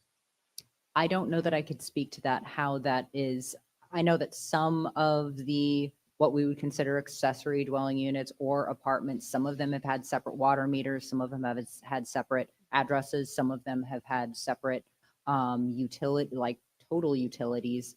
Others haven't. So I'm not clear on how the different utilities and the post office, how they view it. So we would have to rely on them for some of that information. I couldn't tell you what that was. And if you look within the code, there's, very specific language about what counts as an accessory dwelling unit and what doesn't. And I think that some of that may have to just be abandoned because it is no longer applicable and that isn't the criteria we're necessarily using, and it needs to be based on going forward. This is the density that we're at, rather than having this sort of niche language that makes it hard to understand what fits and what doesn't. Because I remember being very complicated, and there was a thing like, the unit on the bottom, it could be owner occupied, but if the owner wasn't occupying the top, they couldn't rent the bottom. It was just a very complicated thing. It seemed like it reduced the value, not only the value, but the value to the town of having that small. And there's no way for the town to enforce that either. We could say it has to be homesteaded, the unit has to be homesteaded, but there's no way to ensure that the people will actually be living there. They can homestead a property without actually being in that property. So we don't have a good way to ensure that that would happen. And I don't think that that language necessarily makes sense to remain in there just because it makes it overly complicated to implement and impossible for the town to really verify. Okay. So it sounds like we're leaning towards option A. Is Councilor King? Yes. So just for clarification, so option A, we're talking about everything that was previously usable space within the walls of the structure, ground floor and above, can now be usable above the base flood elevation, enclosed as rooms, however they want to do it, not increasing the number of bedrooms, number of bathrooms, and number of units. Correct. Okay. Would it be easier instead of to use the word footprint? I mean, the footprint of the building itself, as opposed to, the outside walls. I mean, the footprint of the foundation or the footprint of the building, however, that's more clear for Yeah. the architect, designer people of the world out there. That would work. Right. One thing I do want to throw out there is, do we want to allow some increase for restrooms? There are instances where, it was a 2-bedroom, 1-bathroom, and now if you have a lot of extra square footage, you might want an additional bathroom. I'm not opposed to that. I think that you got to use some common sense with that. Okay, so keeping the same number of bedrooms, Mhm. and no The more. bathrooms can't exceed the bedrooms, I guess. Okay. Well, that's Yep. a good way to put it. I like that. Mr. Builder here.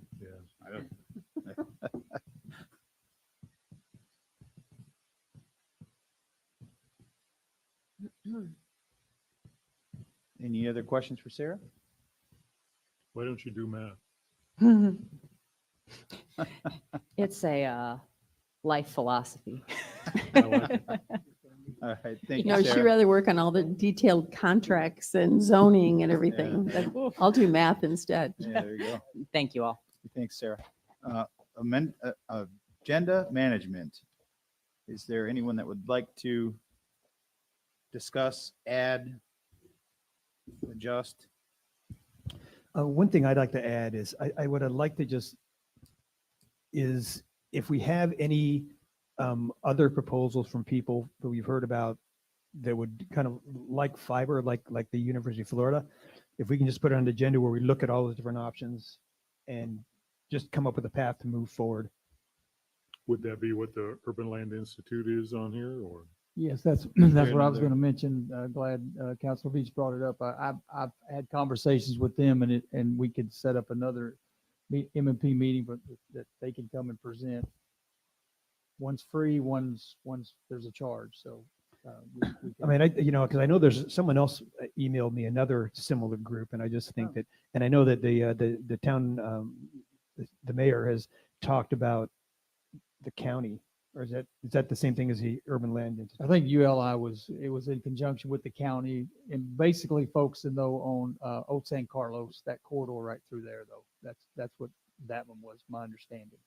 I just Yeah, like and there, that's why I asked the question about duplication of benefits.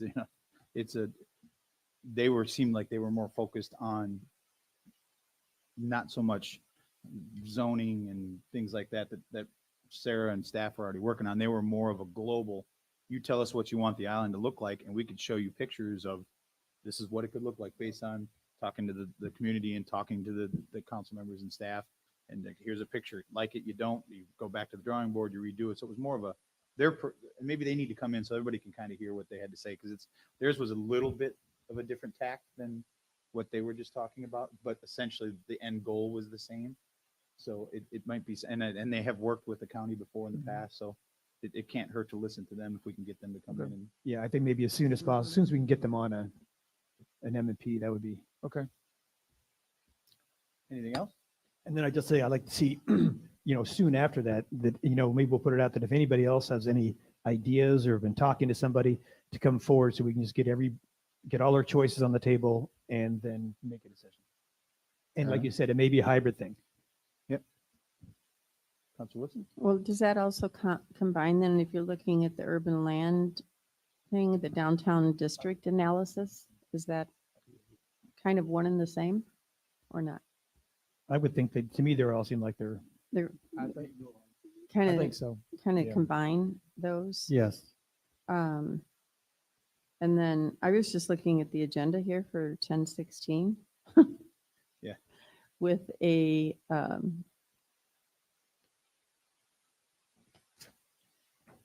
and I understand second readings and all that, but the LDC comp plan updates, where does that fit in with our joint meeting for next Tuesday?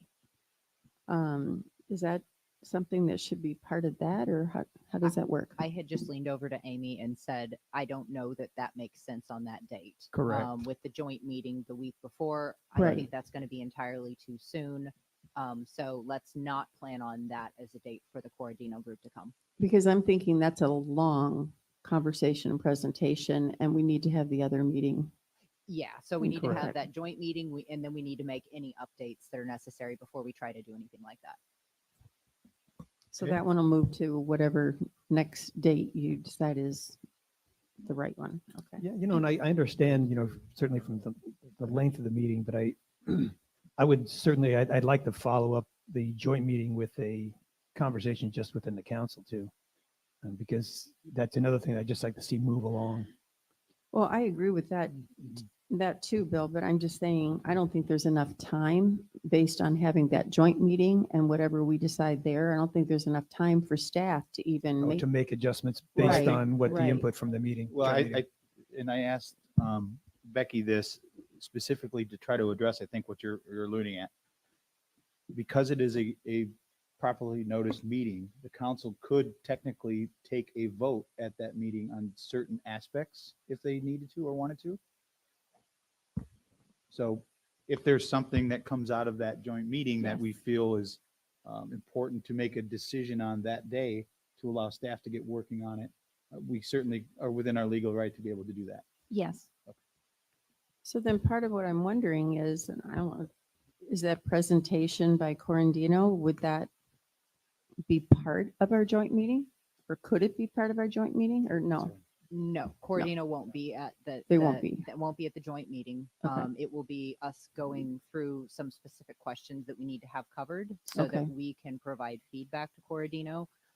This is a way for us to just make sure we're sorting through the bigger issues. And I want to note that the agenda date for us to get things onto the 16th is like 2 weeks before that. So there's no way we'd have any of the responses from the joint meeting that we could put on to the agenda for the 16th. So maybe realistically 11/2, the 11/2 meeting, council meeting, It was at 11:06. Potentially. or 11/6, whatever. Yeah, I'm sorry, 11/6 meeting. Potentially. We'll have to see how much comes out of that meeting and have, so staff after meeting with having the joint session, we're going to put together our thoughts, and Corradino's also going to be watching the meeting, I'm sure. We'll have a meeting with them to figure out a timeline of when we can have updates. So now, and so you say you need 2 weeks. So that means that the 16th, we can take stuff off of there. We're not going to add anything more to the. Anything else? And since Okay. publication, the last three, the closeout utility projects, the tier 1 side streets and the SRF loans, they've been moved back to the 6th by utilities staff. Okay. So those three have been moved. So our long meeting got It's shorter. Cut in half. Anything else, Counselor Woodson? No, I'm good. So I think you just covered what I was I had, there's a lot of talk, obviously, Andy and Frankie out there about the stormwater and the flooding in Bahia Villa and downtown. And I think it would be, whether it's at a meeting or whether it's at an M&P, have staff in here with our new engineer and with Steve and go through because I think a lot of people have forgotten that, there's a tier 1 and the whole, what the plan was before the storm hit. I think a reminder of how we got there, what has happened since the storm that has set that back, and what our plans are to expeditiously as possible fix the flooding issues that we're having on the street. So I think having I don't know if that's what these three things were going to be on the agenda, but I think to have the staff in here to be able to just walk us through what was in place before the storm, the plan, what was damaged, and what the plan is to fix the worst offenders, I guess is not the best word to use, but going forward, I think would help our residents a lot. That's probably a good meeting, the 16th, to have staff do that, and the 16th before we get into some of that, the next meeting. We'll get If staff. they make them think they have available. enough time to just kind of, I think that would be good.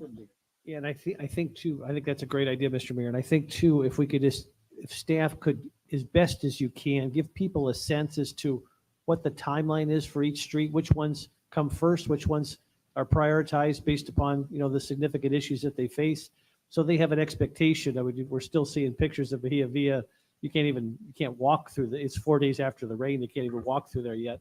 And I know there's a lot going on, but so people have an expectation as to when maybe there's a short-term fix and maybe there's a long-term fix, but so they can see some kind of a timeline, so at least their expectations can be set. To answer that, Mr. Vice Mayor, we already have a solution in place for Bahia Via that'll be happening in the next few days. A Could you, short-term could you speak up on that? Because I think a lot of people are interested in that. Yeah. It's good news. Yes, our town engineer and our utilities manager have already come up with a short-term solution, which we feel will alleviate some of the issue of Bahia Via, to at least get us to the opening of Tier 1. The Bahia Via is the very first street that will be hit when Tier 1 goes into effect. So that is going to be an area that's going to be directly impacted on a positive note once we start construction. That's great news. And is that a short-term solution that you can share, or you're still working through the technicalities? No, basically, they come up with a solution of, for all intents and purposes, putting a French drain system across the street. That's the best way to describe it. It's a simple corrugated pipe sunk in gravel below grade to absorb all that water and drain it off into the canal. Excellent. Thank you. Yeah, appreciate that update. Similar to like a drain tile in the farm fields back in, where are you from this week? Wisconsin, Chicago? Idaho this week. French, never heard of a French drain, but that's, yeah. So how does that differ in functionality from a swale? A swale is basically just a cut into the land. So you're going with grade from one point to another, like on a surveyor's mark. So you're going from a high point to a low point. The swale actually moves the water along that avenue, free flowing. Sometimes swales can be backed up on the back end if the height of where you intended to go isn't equal to where the water is sitting currently. Swales work great if the whole water system is working great. We don't have that on this island after Ian, and definitely after some of these areas were hit again from Idalia from the beach flooding that occurred. So the French drain that we're proposing for this location is actually sunk below street level. The water seeps into this system and is actually taken out exactly like drain tile. And it will work in that function until Tier 1 can come along and alleviate for good in those areas. And I assume, is this going to be kind of similar to what they put in underneath the Estero Boulevard, where there'll be porous rock around it? That is correct. That is similar to what we're proposing as well. Yeah. Okay, Vice Mayor at all? Well, I was going to comment on what you just suggested, Mr. Mayor, but since you covered that well, I was just going to ask Sarah, will we have some kind of an agenda for this joint meeting with the LPA? In other words, there were some interesting revelations at the end of the last LPA meeting. I believe you or Jason said something to the effect that there's nothing in the comp plan that limits height, and there was lots of shock and awe in the audience. I think, and then our town attorney mentioned the ramifications of Senate Bill 250. There was again lots of shock and awe. I guess before we're asked to go around the room, which I thought was a great thing when everybody said definitively where you stand, I think we need to make sure that our premise is something we could all agree on, because it seems like the premise is evolving or changing, or it's so flexible that no one really knows what the comp plan does control and what it doesn't control, and what the LDC does and what it doesn't, and what you get through a CPD. I've heard so many different versions and interpretations over the last year.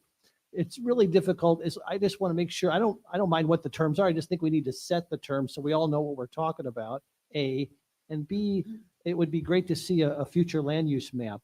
I used to have one when I was on the LPA, but I can't find it post Hurricane Ian. And I don't know where we get those, and can we get those before the meeting and make sure the public has those? So I know they're hard to reproduce, but. Our current one is on the website. It is. And yes. Okay. And the proposed one, we got some changes made to it yesterday. I uploaded it into the agenda for that meeting, which has not yet been published. All of you will get a copy of that. We're also printing them off. We're making the new map into 3 sections on 24 by 36 so that they're very big and visible. So you can see all the lots within the different future land use districts. Yeah, so yes, that will be made available to you. We just had some last minute tweaks that we saw there were issues with mistakes in the map. And do you think you'll be able to maybe set the table before we have the discussion as to what the comp plan does and what it doesn't do, and what the LDC does do and what it doesn't do, just so we all are on the same page? Yes. I don't mind what those terms are. I just think we all need to be working from the same playbook here as we Yes. have our conversation. Yes, we can certainly do that. We will set it up. So the plan is to first start explaining what the comprehensive plan is. Next, we're going to move on to, this is what we've heard you've already decided you want. Is that still what you want? Then we're going to move on to specific questions that we need to address in order to update the comprehensive plan. These are questions that staff has come up with, working in concert with the consultant to ensure that we can answer all the all the required questions and make all the updates that are necessary to get in front of you a comprehensive plan that you're all comfortable with. And I would encourage you to not listen to what everyone is saying. Everyone doesn't know what a comprehensive plan is, but if you have questions, please ask staff. We can answer all of your questions, and we can hopefully allay some of your fears that are being brought up, that some of them don't need to be fears. They just are not real issues. But there is, the coconut telegraph is going crazy lately and we're hearing about it, and we can answer any questions you have. There's nothing to be worried about. Everything is moving along very orderly. We're not proposing anything that's just going to blow your mind or scare anybody, in our opinion. Well, I appreciate that. And speaking of the coconut telegraph, and I'm going to violate something I challenged Councilor Veets the other day on, because it's not an agenda issue, but I did hear on the coconut telegraph. And since Steve is sitting here, there seems to be another rumor flourishing that because contractors have to register with the town, there's an inference by some that that's somehow an endorsement by the town. I know that's not the case, but Steve, if you could just give us 30 seconds as to why contractors register with the town of Fort Myers Beach, what the purpose of that is, and that if that is or is not an endorsement, which I don't believe it is. Steve Poposky, town engineer. It's not an endorsement. It's just each jurisdiction, registers its contractors, so we kind of know who's associated with a permit. We want to make sure that they have the proper licensing and insurance coverage, workers' comp, and so forth, liability. So it's not, anyone can, as long as they're properly state licensed, they will become registered with the town. And then it's more of informational from our point. So we can identify who's working. So the contractor, if they're state licensed and registered, they still need to do that with the town as well. And that's something that they have to fill out on the town's website?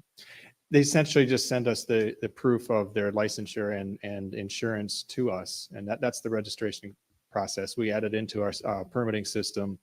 And that way, if DBPR ever asks us, who is this contractor working in this town, we can answer that question. And so when people see that on our website, that's anyone who's involved in requesting a permit to do work on Fort Myers Beach, they have to register with the town. Correct. But it absolutely is no form of endorsement from the town itself. No, the state is responsible for all licensure. Yep. I just want to clarify that. Thank you, Steve. Mhm. Yep. That's all I've got, Mr. Mayor. I have one question for Jim. So on this thing, it says Beach School and it has your initials behind it. Is that something right now that we should be talking about and moving up? Because evidently the kids will be coming back into school in November. And to start this whole philosophy of, with the chamber and everything, and helping recruit or giving knowledge of the beach school and all kinds of materials for companies that are recruiting to bring people on, like Margaritaville right now, and as season gears up. And That's a great question. I'm certainly open to that. I think our challenge is that we don't have the numbers yet. and the data from the school. I ran into this superintendent at the Day of Remembrance, and I encouraged him, the ad hoc or the interlocal agreement that we signed with the Lee County School District requires that the ad hoc committee, and it's constituted in the interlocal agreement as to what the makeup of that ad hoc committee is. We are supposed to be meeting, and we've not had a meeting. So I challenged the superintendent to initiate that meeting, encouraged him to have it at the school itself. He said we couldn't do that because of all kinds of OSHA and safety requirements. We can't have it at the school, but I encouraged him to have it on the island. And I think once we have that first ad hoc committee meeting, we'll have a better sense as to what the data is. I think some of the other challenges that we're facing, and I don't think they're challenges, I think they're opportunities, is that, and I don't want to start any kind of rumors or anything, but there's been some discussion behind the scenes that the school itself has made significant reductions and economies in their budget. They've made, they've combined some grades, they've reduced administrative staff, and the numbers in terms of their cost per student are down demonstrably in potential compliance with the interlocal agreement. We've yet to see those numbers yet because they haven't really gotten back on the island yet, but we could have a dynamic where we meet the terms of the interlocal agreement before we even start. Obviously, we still want to grow our school, and we still want to do all the things that continue to allow that school to prosper, and I support having this on the M&P. But I just think there's a number of variables going on right now, and of course, we saw that the Lee County school system got $51 million for post-Ian disaster assistance from the state. I'm hoping, given the fact that our school was at the tip of the spear once again, as the island was, that maybe the Lee County School District might consider some of that $51 million coming to help Fort Myers Beach and continuing to expand some of the assets on that property. I'm happy to have that on the M&P. I just don't know if it's ripe yet because there's so many variables still out there. But happy to continue. I think any publicity we can give, not only just to the business community and to the chamber, but I think our realtors on the island are tremendous ambassadors as they introduce families to our island, and they can talk about the school and all the various advantages and so forth. So I just think any conversation is good. I'm just not sure we have anything substantial at this point, given the fact that there's so many variables in play. But happy to have it. I think anytime we have it on the agenda, it's a good thing. No, and that's great. I just didn't want to lose sight of it. I know Yep. there's just a lot of conversation about the school opening and the kids coming back and all that. And, but if we don't have the numbers yet, but maybe just encourage the school district to get going on that meeting. Yes, again, as the superintendent was at the ceremony, taking credit for the rebuilding of the school, which I thought was somewhat ironic, but happy that he was there. I challenged him to have this ad hoc committee meet as soon as possible so we can have those conversations because that partnership is important, and that certainly getting the word out to our businesses and employers and just the chamber, the realtors, et cetera, is very important to growing that base of kids for the school. And so, but your point is well taken. Councilor King? I think just along those lines of what Jim spoke about, it just popped in my mind, and I'm sure, hopefully, maybe, I don't know, Jenny or who would work on it, but that first day that we're all there to welcome them back to school on the island. So I think that would be exciting, and I've seen it done in other places before for just the normal schools starting. So I would like to see something like that happen if possible. And maybe when the after-school program starts in the New Bay Oaks, we can have a little pickup game. I'm picking you for my basketball team. I wouldn't go with the old fat man anymore. Is there anything else? No, thank you. All right. If there's nothing else, a motion to adjourn. Well, before we do that, because I was just looking at this list too. Jim, where are we with this Veterans Tribute that we've been talking about now for what, 3 years? I think at least 3 years, probably before we were even elected Councilor Beach, there was significant conversations by previous councils. we are, and to Frankie's credit, he's more than happy to help us facilitate this. We are currently working with one of our residents who has a relationship with the artist who did the lettering for the Vietnam Memorial, to consult with them to figure out what kind of a stone we'll need. Frankie has done sort of the logistical research in terms of stones and placement. And we need to then contract with the artist so we can then get the work done and figure out a way to get the stone then back to the island and design. But I think it's all in flux. There was no way we could do it by the time of the remembrance ceremony. Some have asked me, will we have it done by Veterans Day?